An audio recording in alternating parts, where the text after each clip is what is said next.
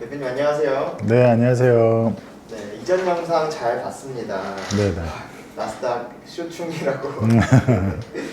근데 반면에 이제 원자재랑 신흥국 같은 경우에는 롱으로 보고 네, 있거든요. 안 그래도 이제 댓글에 음, 원자재 관련 질문들이 굉장히 많이 올라왔더라고요. 생각보다 원자재에 관심을 갖고 계신 분이 많이 계신 것 같아요. 네네. 그 중에서 이제 미국의 금리나 사이클이랑 이런 어떤 달러 가치의 변화 그리고 원자재 이렇게 세 가지 요소들의 연결고리를 다시 한번 자세하게 좀 분석을 해주시면은 네네.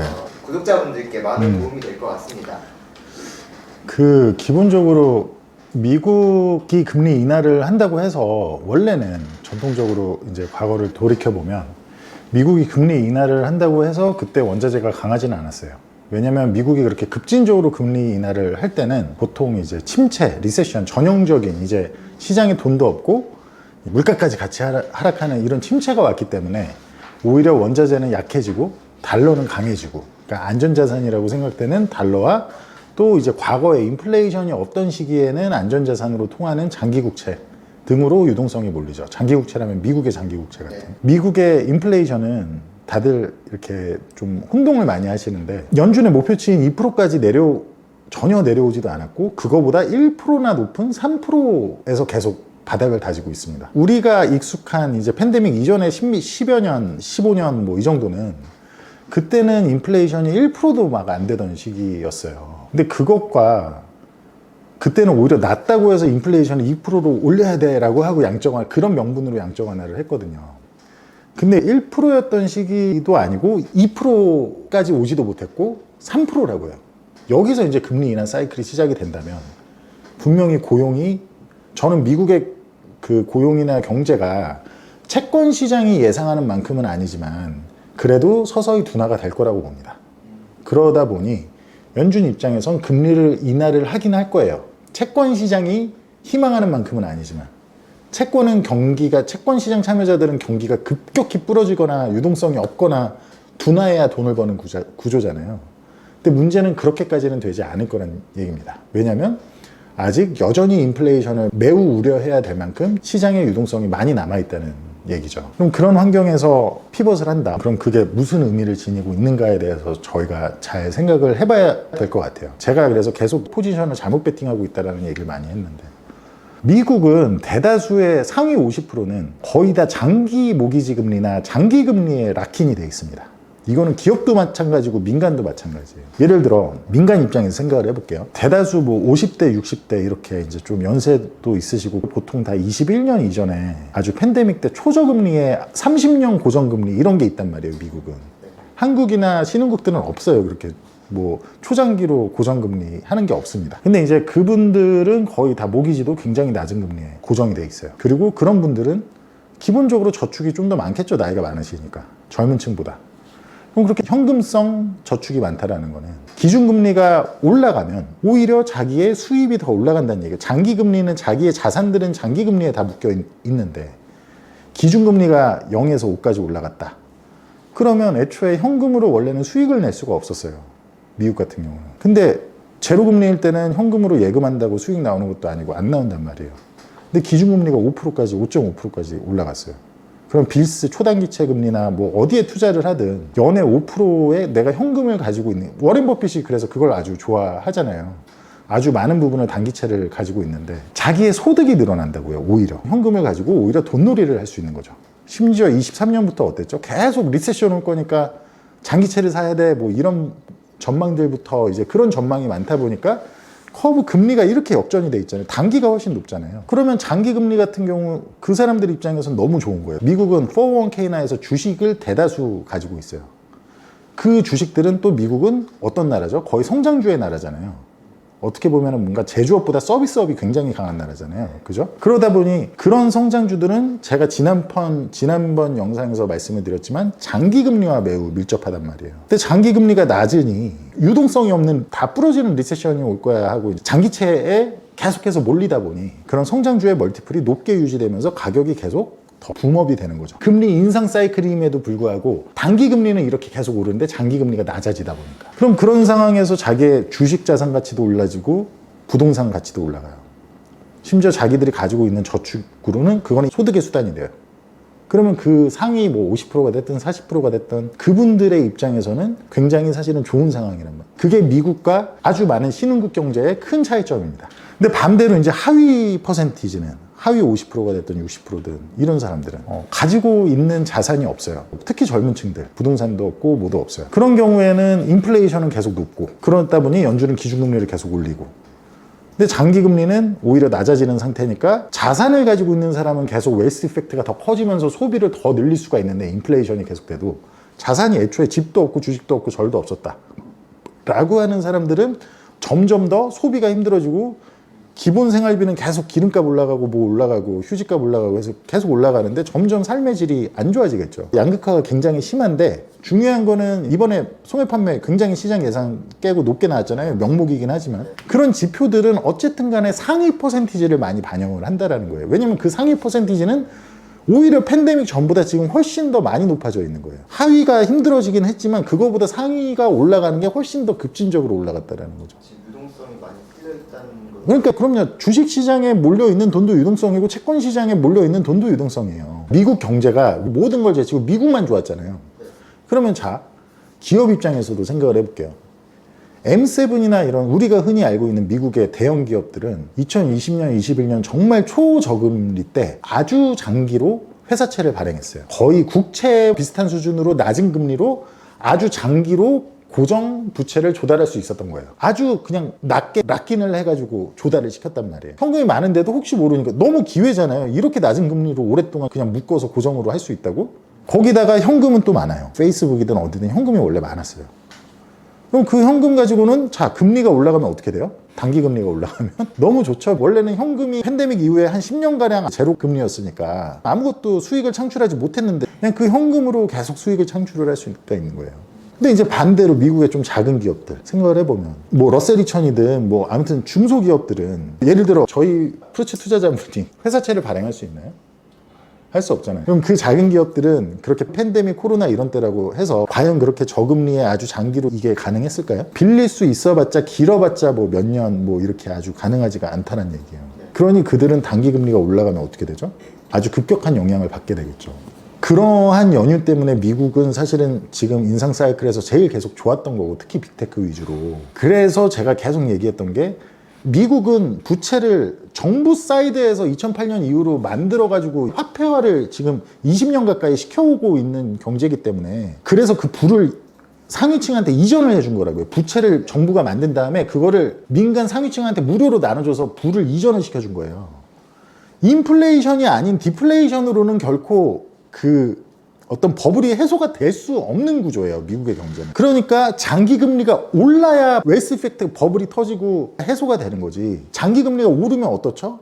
아무리 자기들이 올해 락인이 됐다고 해도 장기 국채 금리가 오른다. 예를 들어 장기 국채 금리가 그냥 이해가 쉽게 말씀드릴게요. 7%가 된다고 쳐볼게요. 6%가 된다고 쳐볼게요.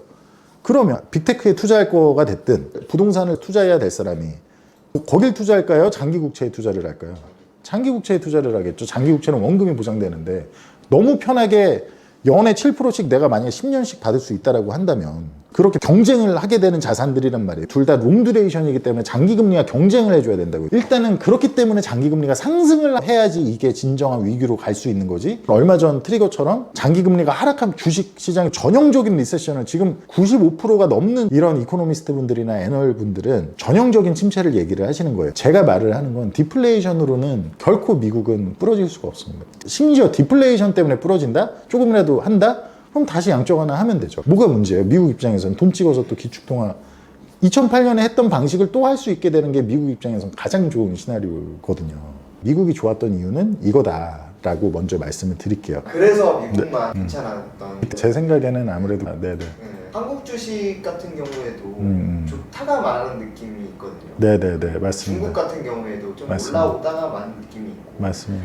신흥국이나 원자재 쪽이 좋다고 말씀하셨는데 금리나 사이클이 시작되면 어떻게 이제 원자재나 이쪽이 좀 좋아질 수 있는 건지 좀 더 자세하게 설명해 주시면 네네. 감사할 것 같아요. 기본적으로 이제 아까 말씀드렸듯이 이제 금리 인상 시기에 미국 외의 나라들은 굉장히 타격이 컸는데 미국은 덜 타격이 있었던 거잖아요. 쉽게 말하면. 그러니까 금리 인상 때도 타격을 거의 안 받았죠, 미국은. 근데 금리 인하 때 과연 수혜를 받을 거냐를 생각을 해보면 평균 인플레이션이 여전히 3%인데 지금 금리 인하를 해야 되는 거예요. 미국 입장에서는 각종 뭐 정치적 뭐 여러 가지 때문에 이제 금리 인하 사이클이 시작된 건 저는 확정이라고 봐요. 그러면 지금 모두가 이제 금리 인하 그 폭에 대한 의견은 각자 다르지만 어떤 경제에 과연 그 금리 인하 모두 특히 지금까지 좋았던 대기업들이나 상위 50%는 다 장기금리에 락인이 돼 있는데 단기금리가 내려오면 오히려 수입원이 없어지겠죠. 그들은 현금이 많은데. 반대로 미국 안에서도 단기금리가 올라올 때 영향을 많이 받았던 기업들은 괜찮을 수 있겠죠. 상대적으로 훨씬. 미국이 금리 인하 사이클을 가게 되면 일단 최근에 달러가 빠지는 느낌만 봐도 아마 그 상황은 오히려 지금까지 달러가 강해지면서 상위 50%뭐 아니면 뭐 미국의 대기업들이 누렸던 게 반대로 나타날 가능성이 매우 높아요. 어떤 달러가 약해지는데 지금 최근에 달러가 굉장히 빠른 속도로 빠지고 있죠. 여기서 만약에 인플레이션이 재반등하면 과연 연준이 22년처럼 무슨 일이 있어도 뭐 기준금리 10%까지 올리겠다 이렇게 할 수 있을까요? 저는 절대 아니라고 봐요. 엔간해서는 그럴 수가 없을 거예요. 그러면 정말 그거야말로 이번에는 진짜로 달러가 크게 약해질 수 있는 거고 하나. 둘째는 신흥국은 아까 말씀드렸듯이 장기 고정금리 뭐 이런 게 거의 없습니다. 그 정도로 할 수 있는 어떤 체력도 좀 안 되고 자기 뭐 기축통화국도 아니고 뭐 여러 가지 문제 때문에. 그리고 또 하나 신흥국은 어떻죠? 부채가 거의 다 달러 기반이에요.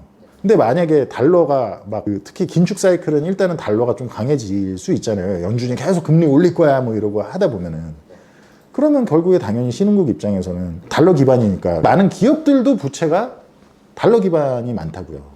그럼 당연히 좀 좋을 수가 없겠죠. 근데 그런 상황이 지금까지 이제 인상 사이클에서 좀 발생을 했다. 반대로 달러 기반의 단기 부채를 갖고 있던 신흥국 입장에서 미국의 금리 인하 사이클은 유리하게 작용할 수 있습니다. 미국 대비 큰 수혜가 예상되겠죠?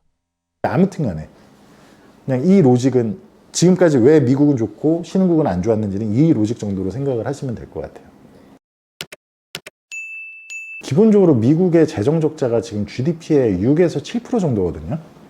그러면 반대로 인플레이션 문제가 아니라고 하더라도 그 재정 적자를 계속 유지하기 위해서 미국은 계속 장기 국채를 엄청 발행을 해야 되는 국가잖아요.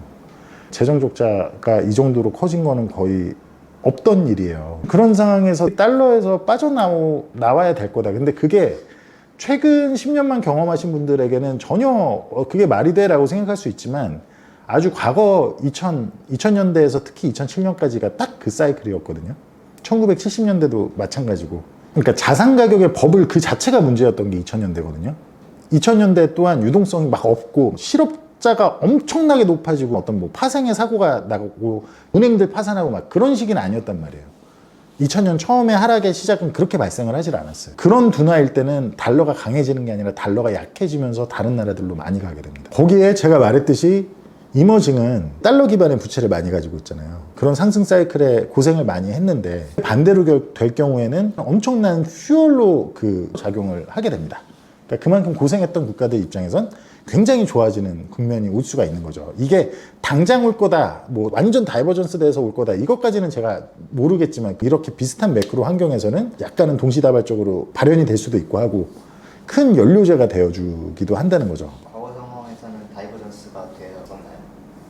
완전히 다이버전스라고 하기는 어렵고 예를 들면 2000년 같은 경우는 처음에 초반 한 6개월 정도는 빠질 때 다 같이 빠지다가 그 뒤부터 이제 다른 신흥국들은 다이버전스가 되거나 박스권으로 움직였고 저는 이번은 완전히 다이버전스도 날 수 있다라고 생각하는 게 특히 중국 같은 경우는 23년에 완전히 다이버전스가 됐기 때문에 중국과 미국이 그만큼 중국은 제가 계속 말을 하는 게 그 중국에 우리가 얼마 전에 봤던 저점은 더 깨고 내려갈 룸이 없을 정도로 이미 멀티플이 수축이 크게 돼 있다는 얘기예요. 그런 차원에서 보통 그래서 그런 신흥국의 사이클이 왔다. 신흥국의 사이클은 뭘 뜻하냐라고 한다면 원자재 사이클을 뜻합니다. 뭐 신흥국 하면 중국이고 인도고 이런 나라들은 원자재를 엄청나게 많이 사용하는 국가고 특히 중국은 원자재가 미국이 인플레이션이 좀 어느 정도 안정이 될 수 있었던 건 그 원자재가 23년에 부진했던 게 아주 큰 사실은 혜택인데 기본적으로 원자재는 중국과 이꼴인 자산이란 말이에요. 중국이 세계의 공장이고 모든 그 산업에 대한 그걸 가지고 있으니까. 그래서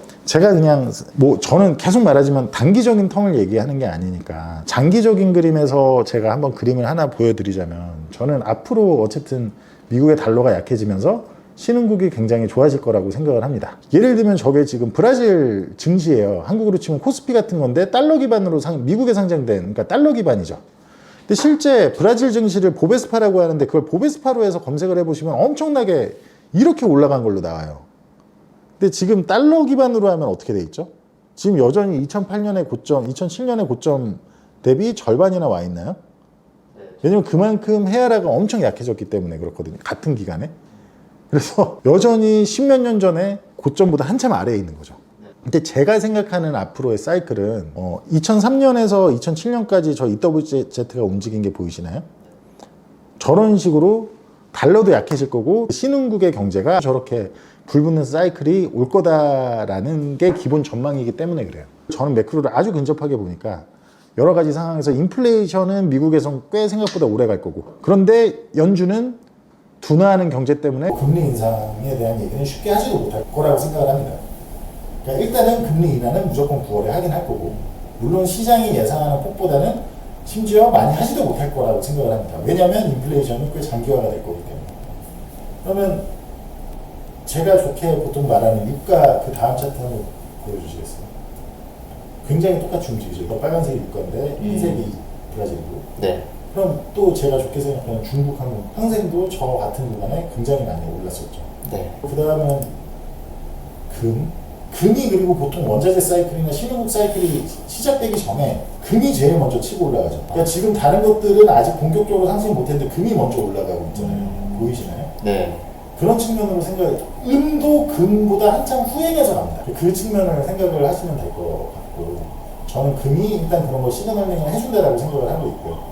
금이 지금 계속 역사상 최대치를 경신을 하고 있는데 그거는 아주 뚜렷한 뭔가를 얘기를 하는 거다. 그리고 그건 보통 금이라는 건 미국의 쇠락을 기본적으로 뜻하고 신흥국의 부상을 뜻하는 거다라고 이해를 하시면 됩니다. 그러면 제가 지난번에 설명했던 차트 있잖아요. 저게 S&P 500에서 원자재 인덱스를 나눈 값인데, 한마디로 저 선이 높이 있으면 S&P 500이 원자재 대비 훨씬 비싼 거고, 선이 낮거나 낮아지는 구간 원자재가 S&P 500을 훨씬 아웃퍼폼하는 거고 라고 제가 지난번에 설명을 드렸는데, 지금 수준은 그 IT버블 2000년 직전 99년 그때 고점보다도 높은 수준으로 미국의 주식이 원자재보다 기본적으로 훨씬 비싸다라는 거죠. 근데 제가 저기도 표시를 해놨지만 제가 생각하는 앞으로의 큰 기회는 저 선이 이렇게 내려가는 국면에서 있을 거라는 얘기를 계속 말씀드립니다. 그럴 가능성이 굉장히 많고, 그거는 보통 당연히 미국의 금리 인하 사이클하고 엮일 거다라고 말씀을 드리는 거죠. 다만 2주 전쯤에 그 시장이 우려했던 그런 정말 인플레이션이 아니라 디플레이션으로 인한 위기가 발생한다 라고 하면 얘기가 다르겠죠. 그거는 정말로 어떤 시장에 알고 보니 정말 유동성이 전혀 없었고, 뭐 유동성이 모자라서 어딘가 은행들이 막 도산하고 부러지고 막 이런 상황 있잖아요. 그게 발생하면 미국이 제일 덜 안 좋겠죠. 달러는 또 사람들이 안전자산이랍시고 달러로 엄청 몰리고 미국 국채로 몰리고 이런 상황이 2주 전에 시장은 그런 매크로 프라이싱을 하고 있었다라고 보시면 돼요. 근데 저는 그거는 명확하게 아니라고 본다라고 말씀을 드리는 거예요. 제가 생각하는 우리가 앞둔 미국의 위기는 2000년이나 70년대 둘 중에 하나지, 대부분의 뭐 방송 나와서 하시는 분들이나 시장에서 전망하시는 분들이 말하는 리세션은 08년과 같은 리세션을 얘기를 하시는 거거든요. 특히 채권 시장에서 그런 거를 프라이싱 하는 거예요. 그러면 또 뭐 미국으로 몰리고 또 그게 끝나고 난 뒤에도 또 미국 위주로 회복이 되고 뭐 이럴 수 있겠죠. 근데 그거는 말씀드렸듯이 제가 아까 계속 처음부터 잘 생각해 보시면 장기금리에 모두 락인이 되어 있었고 이런 것들을 생각해 보시면 결코 아니다. 당장 유동성이 없어서 하락하는 형태가 아니라 유동성이 너무 많은 걸 인지한 채권 시장이 장기금리가 상승하면서 발현되는 위기일 거다. 인플레이셔너리한 위기일 거다. 그러면 국제 자본들이 미국에 계속 남아있겠냐를 잘 생각을 해보셨으면 좋겠어요. 물론 지난 10년 넘게 계속 미국만 좋았으니까 그런 게 어떻게 말이 돼라고 생각하실 수 있는데, 역사상 늘 반복되어 늘 있었던 패턴이다. 제 생각에는 잘 그래서 준비하시고 대비하시면 큰 기회를 잡으시겠지만, 아무튼 그 정도로 말씀을 드리겠습니다. 네, 오늘 말씀 잘 들었습니다. 네네. 다시 한번 좋은 영상 좋은 컨텐츠로 찾아뵙도록 하겠습니다. 네, 감사합니다. 네.